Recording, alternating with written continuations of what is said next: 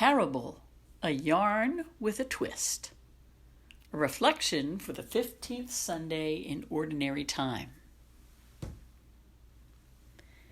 Jesus spoke in parables that drew in his listeners with believable characters and recognizable situations. He used the mundane and familiar to set up his audience for surprises. Our own familiarity with these stories has rendered them far too benign. It takes some work to listen anew and recognize their shock value. In the tale of the traveler attacked by robbers, featured in this Sunday's lectionary lineup, a priest and a Levite, purified and ready for worship, passed by the wounded man on the other side. First-century Jewish listeners would have understood their choosing the safe course, what with pressing temple responsibilities and the real possibility of a trap involving this supposedly wounded man and 2 or 3 accomplices waiting in ambush. The road from Jerusalem to Jericho was, after all, notorious for peril and foul play. While Jesus cast religious leaders as apathetic passers-by, he cast the lowest scoundrel, a Samaritan, as the hero. We easily apply the descriptor good to this fellow, but good Samaritan would have sounded in first-century Jewish ears as an oxymoron, a contradiction in terms. Yet in this yarn with a twist, only this despicable outcast dared to take a closer look, and moved with pity, helped the wounded man.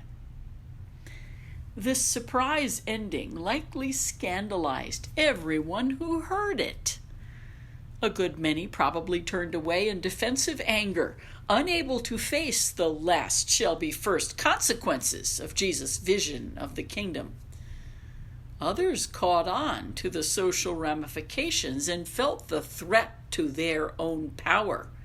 They stepped back, only to gossip and scheme against him. A few stood there, shaken and confused, but so taken with this Jesus, and so struck by his words that they could summon no power to escape. They stood completely vulnerable to this man and his message. Jesus' vision of the reign of God, proclaimed in his words and actions, threatened to upend the social order. For behold, some are last who will be first, and some are first who will be last. That's from Luke chapter 13, verse 30. This potential reversal of fortunes appealed most to those who had nothing to lose. The first disciples, for example, had little stake in religious institutions and power structures. They lived their lives on the fringe, or even outside the protection of the establishment. Jesus proclaimed a reign of God that included them, even honored them over more influential and important people. Blessed are you who are poor, for the kingdom of God is yours. But woe to you who are rich, for you have received your consolation. That's from Luke 6, verses 20 and 24. How shocking! Are we listening?